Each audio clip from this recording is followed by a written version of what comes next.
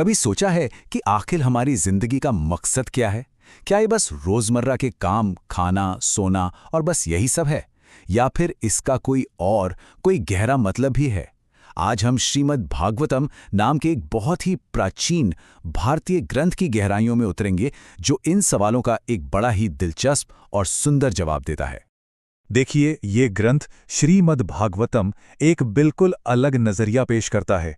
ये कहता है कि हम सिर्फ ये शरीर नहीं हैं, बल्कि एक आध्यात्मिक आत्मा हैं जो एक सफर पर है। ये हमें सिखाता है कि असली खुशी, सच्ची खुशी बाहरी चीजों में नहीं, बल्कि अपने अंदर जो दिव्यता है उसे खोजने में है। तो ये वही सवाल है जो सदियों से बड़े बड़े दार्शनिक, संत और हम जैसे आम लोग पूछते आए हैं। श्रीमद् भागवतम सिर्फ इस सवाल को उठाता नहीं है, बल्कि उस ऊंचे मकसद को खोजने के लिए एक साफ सुथरा रास्ता भी दिखाता है। सोचिए, इस ग्रंथ की शुरुआत ही एक बहुत ही साहसिक बयान से होती है। यह हमें सीधे सीधे चुनौती देता है कि हम अपनी जिंदगी की प्राथमिकताओं पर सवाल उठाएं।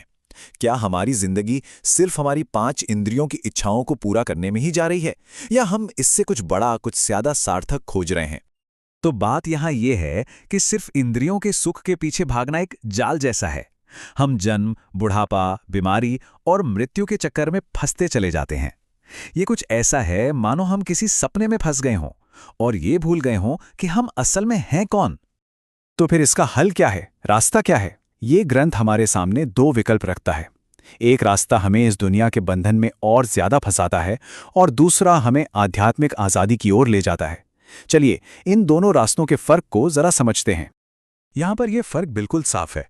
एक तरफ है भौतिक उलझन का रास्ता, जो हमें बस कुछ पल के सुख में बांध कर रखता है, और दूसरी तरफ है आध्यात्मिक मार्ग, जो तपस्या, मतलब अपनी इंद्रियों पर स्वेच्छा से काबू पाना और अपने दिल को साफ करने, यानी मन से गुस्सा, लालच जैसी चीजों को निकालने के जरिए हमें मुक्ति की ओर ले जाता है। और ये स्लाइड इस विचार को कितने खूबसूरती से बताती है। ग्रंथ के अनुसार ये जो इंसान का जीवन मिला है ना, ये कोई मामूली बात नहीं है। ये एक सुनहरा मौका है अपने असली स्वरूप को फिर से जानने का और परमात्मा के साथ अपने भूले हुए रिश्ते को फिर से जगाने का। अच्छा, तो अब सवाल ये उठता है कि इस आध्यात्मिक स्वतंत्रता को, मतलब जन्म और मृत्यु के चक्र से आज़ादी को, पाया कैसे जाए? ये ग्रंथ सिर्फ थ्योरी नहीं देता, ये एक पूरी प्रैक्टिकल गाइड देता है। ये पूरी प्रक्रिया 4 कदमों में बताई गई है। पहला, तपस्या, यानी अपनी इंद्रियों को अनुशासित करना। दूसरा, शुद्धि, यानी अपने मन से सारी नकारात्मकता हटाना। तीसरा, मार्गदर्शन, मतलब एक सही आध्यात्मिक गुरु की शरण लेना।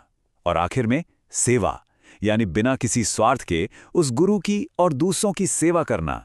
कहते हैं कि इन कदमों से ही मुक्ति का दरवाजा खुलता है। और जब कोई इस आध्यात्मिक रास्ते पर चलता है ना, तो उसके अंदर अपने आप कुछ बदलाव आने लगते हैं। उसे समझ आने लगता है कि भौतिक चीजें तो अस्थायी हैं, तो वो उनसे अनासक्त हो जाता है। वो सीखता है कि जीवन के उतार चढ़ाव आत्मा को छू नहीं सकते, इसलिए वो सहनशील बन जाता है। और उसके अंदर एक गहरी प्यास जाग जाती है अपने असली स्वरूप के बारे में और ज्यादा जानने की। चलिए, अब हम इस ग्रंथ के बिल्कुल दिल तक पहुंच रहे हैं। एक ऐसी शिक्षा जो दुनिया को देखने के हमारे नजरिए को पूरी तरह से बदल सकती है। श्रील प्रभुपाद अपने भाष्य में इस विचार पर बहुत जोर देते हैं। इसका मतलब समझने से पहले एक नज़र इस मूल संस्कृत श्लोक पे डालते हैं। ये हमें श्रीमद् भागवतम के उस प्राचीन ज्ञान से सीधे जोड़ने में मदद करता है। और ये है इसका मतलब। ये एक बहुत ही शक्तिशाली आदेश है।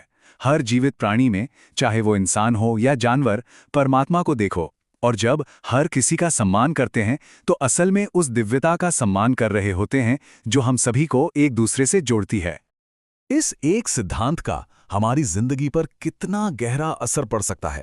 इसका मतलब है कि हम लोगों को उनके पद, पैसे या रूप रंग से आंकना बंद कर दें। हम हर किसी में, यहां तक एक छोटी सी बिल्ली या कुत्ते में भी एक आंतरिक मूल्य और दिव्यता को पहचानना शुरू कर दें। यहां एक छोटा सा लेकिन बहुत जरूरी दार्शनिक फर्क समझना होगा। ग्रंथ ये नहीं कह रहा कि एक पेड़ ही भगवान है, नहीं, बल्कि ये कह रहा है कि भगवान हर चीज में मौजूद हैं। ठीक वैसे ही जैसे सूरज की रोशनी कमरे की हर चीज को छूती है, लेकिन सूरज खुद वो कमरा नहीं बन जाता। ये एक बहुत बारीक लेकिन महत्वपूर्ण अंतर है। तो इन सब गहरी बातों के बाद हम आज अपनी जिंदगी में इस प्राचीन ज्ञान को कैसे लागू कर सकते हैं? चलिए कुछ मुख्य बातों को फिर से देखते हैं। संक्षेप में, पहली सीख ये है कि सच्ची खुशी इन छोटे-मोटी चीज़ों से कहीं बढ़कर है। दूसरी, इस ऊंचे मकसद को पाने के लिए अनुशासन और एक अच्छे गाइड की ज़रूरत होती है। तीसरी और सबसे ज़रूरी, असली ज्ञान हर किसी में परमात्मा की मौजूदगी को देखना है। और आखिर में, ये नज़रिया अपने आप ही सभी के लिए गहरे सम्मान की भावना पैदा करता है। और मैं इस चर्चा को एक सवाल के साथ समाप्त करना चाहूंगा, बस इस पर विचार करिएगा।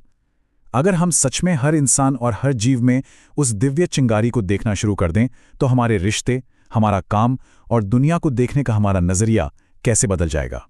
ये एक ऐसा विचार है जिसमें हमारी जिंदगी को बदलने की ताकत है।